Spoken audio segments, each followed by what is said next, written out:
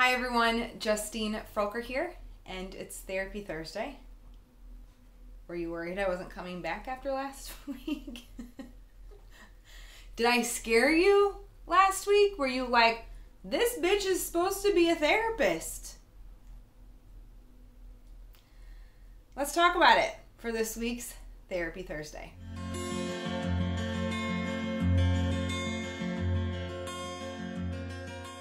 All right.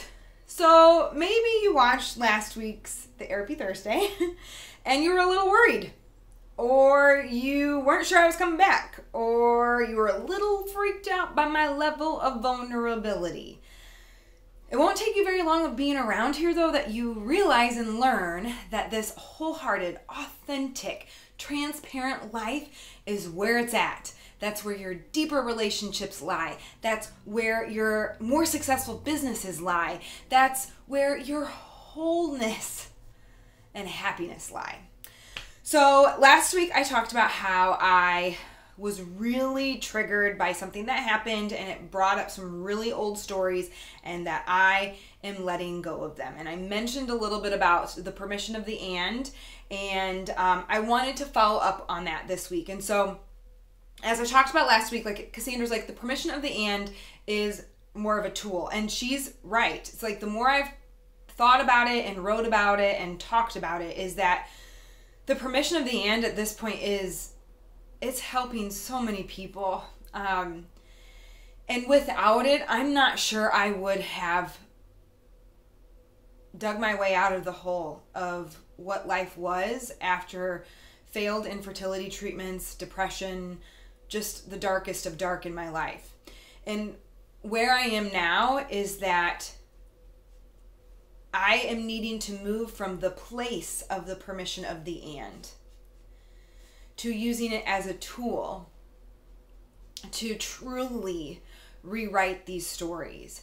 There is this fear in me, conscious and probably unconscious, warranted and unwarranted, rational and irrational, hello, permission of the and, that if I let go of these old stories, that a big part of me doesn't matter.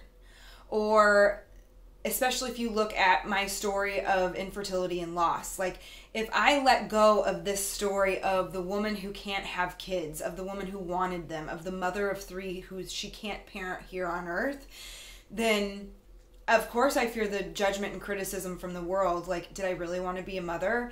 Did they matter? I want to make sure I'm honoring them. And what I am learning now, where I am in my journey, which if you have been on this journey with me for any amount of time, you know that I share my process with you because I think that's how you grow, and it's the only way I grow, I know. And so what I'm learning is that I have to let go of the identity piece that comes with those old stories, because if I don't, it definitely stops me from honoring my story, my me. And so the permission of the and needs to be a tool. Rewriting your story, your traumas, losses, and tragedies needs to be a tool. Rewriting it also means letting go of it. I mentioned last week of like, who am I if I am not this person of struggle? And Cassandra has me doing an assignment. I've not started it yet, in full disclosure, so I'm assuming that's what next week will be about. Is how is this story serving me? I've struggled a lot with this journey because, well, I've been a therapist for 18 years. I've been in the mental health field for 18 years. And I've been very public with my journey for 5 years, maybe at this point.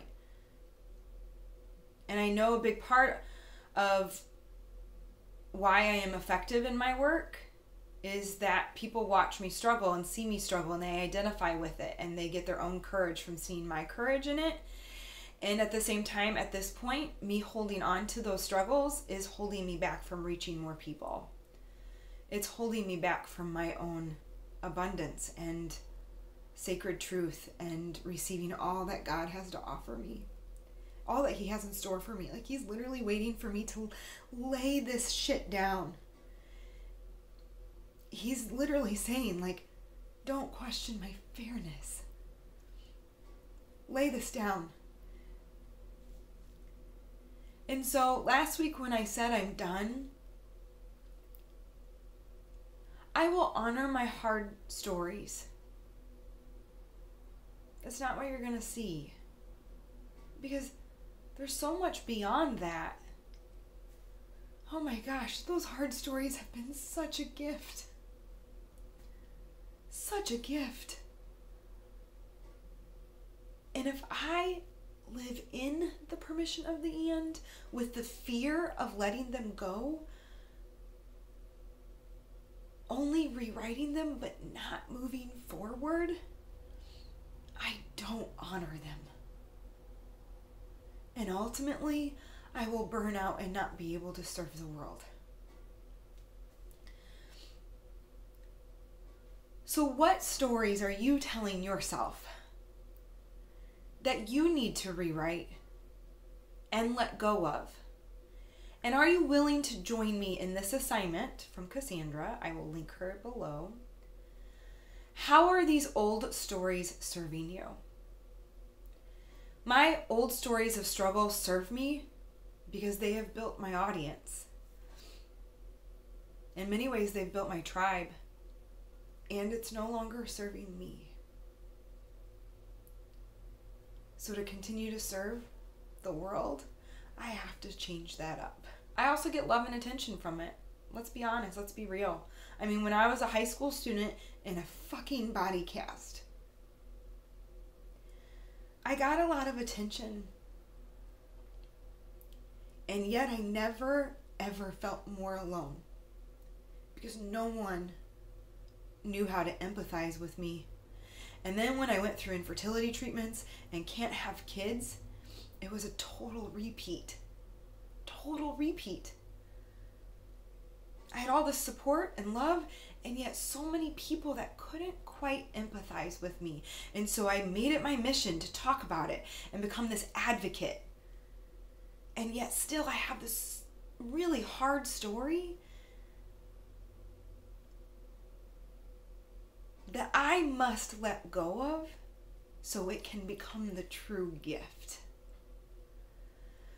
Rather than this piece that is all of it. I don't know if that makes sense. So I wanted to do a follow-up and tell you where I was in case any of you were worried, which I know a lot of you were. So this week, will you join me? Comment below. Will you join me in this assignment? What are your old stories that are truly holding you back at this point?